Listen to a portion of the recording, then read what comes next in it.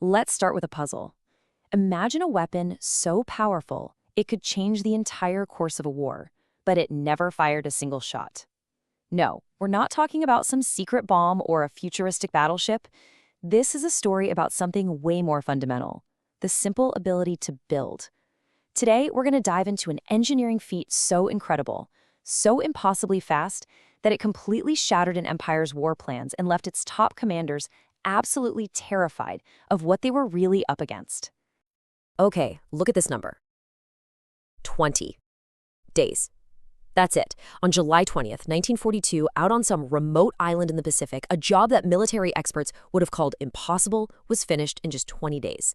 What in the world could you build in less than 3 weeks that would send shockwaves all the way up to an enemy's high command? And there's your answer.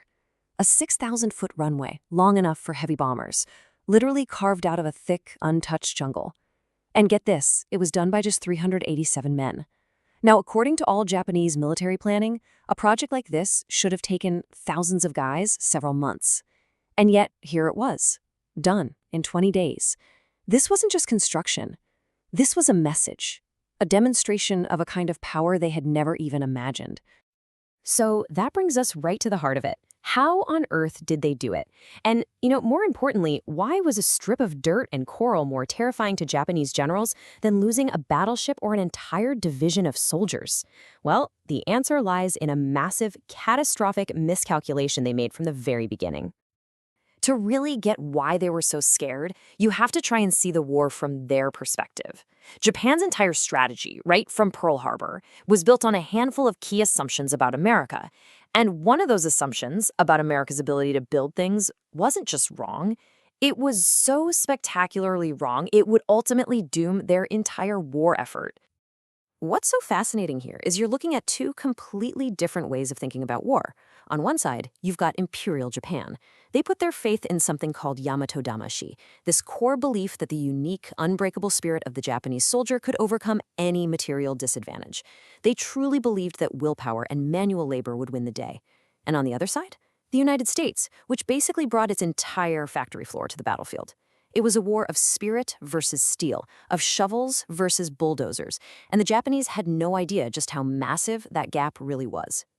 Okay, this timeline from Guadalcanal just lays it all out perfectly. So a Japanese crew of nearly 3,000 men spends over a month working on an airfield. The U.S. Marines show up, capture it, and have it working for their own planes in just 6 days. But here's the kicker, the part that must have been just mind-blowing for the Japanese. In October, 2 of their battleships just pound the airfield with over 900 shells, leaving craters everywhere. They figured, okay, that field is useless for weeks, maybe months. By sunrise the very next morning, it was fixed and planes were taking off again. Can you imagine the report landing on the desk of the Japanese high command? It was a clear message. We can rebuild faster than you can destroy. This quote, it's so chilling because of who said it. This is from Lieutenant General Kurubayashi. He'd actually been a military attaché in Washington, D.C. before the war. He had seen America's factories, its highways, its infrastructure. So unlike a lot of his colleagues, he knew exactly what Japan was up against. This wasn't some propaganda line. This was a cold, hard, terrifying assessment from one of their own top commanders, and he was admitting a truth that many just refused to believe until it was way, way too late. And this chart just shows you the insane intelligence gap Kurubayashi was talking about. Look at this. In 1943, Japanese intelligence thought the U.S. could build about 5 million tons of merchant shipping. The real number? Almost 20 million tons. That's not a rounding error. They underestimated U.S. production by nearly 400%. They were basically fighting an enemy 4 times larger than they thought they were. And that miscalculation applied to everything, especially construction equipment. So what was the secret weapon? How was this incredible speed even possible? Well, it wasn't magic. It was a uniquely American solution, carried out by a group of guys who were just as good with a bulldozer as they were with a rifle. It's time to meet the real force that changed the entire Pacific War. Say hello to the Seabees. The name comes from their official title, Construction Battalions. Seabees. Seabees. And their motto tells you everything you need to know. We build, we fight. This was a genius idea. The Navy went directly to civilian industries, carpenters, electricians, crane operators, you name it, and recruited them. These weren't soldiers who were taught how to dig a ditch. These were expert builders who were taught how to fight. They brought all that industrial know-how right to the front lines. And this table right here, It shows you just how insane the difference was. On the left, you have a captured Japanese construction unit's inventory. Look at it. Mostly hand tools, 900 shovels, a few trucks. Now, look at the right. A typical U.S. unit.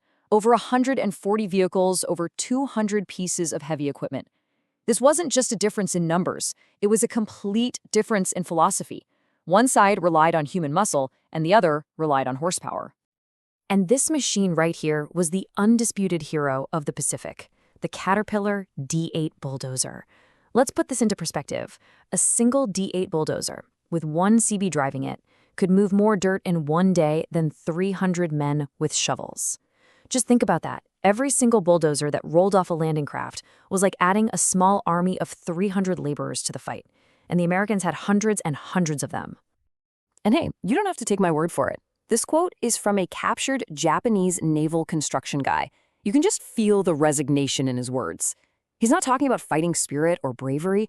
He's talking about a fundamental, impossible gap in technology. He's describing that moment he realized their shovels had absolutely no chance against an army of bulldozers. Okay, so it's one thing to have this amazing ability to build things quickly, but how do you weaponize it? How do you turn a runway into a strategy that can actually win a war? Well, the answer was a simple, brutal, and frankly brilliant strategy that the Japanese military had absolutely no answer for. This was the blueprint for victory, what we now call the island hopping strategy, and it only worked because of the Seabees. See, instead of launching bloody, head-on attacks against Japan's most fortified islands, the U.S. would just grab a nearby weaker island. The Seabees would land, sometimes right behind the first wave of Marines, and start building an airfield. Within days, that little island was a giant, unsinkable aircraft carrier. From there, U.S. planes could bomb the big Japanese fortresses, which were then just bypassed and left to starve. It was a strategy of pure logistical annihilation, and it was all powered by bulldozers. And just look at how fast things moved on this timeline. What started at Guadalcanal just became this lightning-fast push across 3,000 miles of ocean. At Tarawa, they got an airfield working in just 15 hours. By 1944, on the island of Tinian, the Seabees built the world's largest airbase in just a few months. Every single one of these dots on the map was a new unsinkable aircraft carrier, popping up faster than the Japanese could possibly react, and pushing the front line closer and closer to Japan itself. Let's just pause on this number for a second. 27,000. It's a massive number. But this isn't about tons of equipment or barrels of oil. This number represents the real, direct, human impact of this incredible engineering power. What could it possibly be? That number represents people, 27,000 American airmen. These were the crews flying the huge B-29 bombers on those grueling missions to Japan. When their planes got shot up and they knew they couldn't make it all the way back home, they had a place to go, Iwo Jima. The airfields that the Seabees built there, while the battle was literally still raging around them, saved over 2,400 damaged bombers and their crews. These bases weren't just strategic assets. They were lifelines. The war eventually ended, but the story doesn't. The legacy of what the Seabees did, their famous can-do attitude, fundamentally changed how we think about modern war. It proved that the nation with the best logistics, the best engineering, could literally dictate how a war is fought. And that lesson? Well, that's just as important for us to understand today as it was back in 1945. So, what's the big takeaway here? First, the war in the Pacific wasn't just won by soldiers, it was won by industrial systems. It proved that your ability to build and supply can be way more powerful than any clever tactic on the battlefield. The power to build faster than your enemy can destroy is a game changer. This was the moment war stopped being just about armies and became fully industrialized. Construction wasn't just supporting the fight, construction was the fight. And that brings us to one last question to chew on. We've seen how industrial power, symbolized by that humble bulldozer, totally dominated the 20th century battlefield. But what about today? In our world of cyber attacks, drones, and information warfare, does that same rule apply? Is the modern bulldozer a country's ability to make microchips, or build data centers, or launch satellites? The lesson of the Seabees is a powerful one. Sometimes the greatest weapon isn't the one that destroys, but the one that builds. And that's something worth thinking about.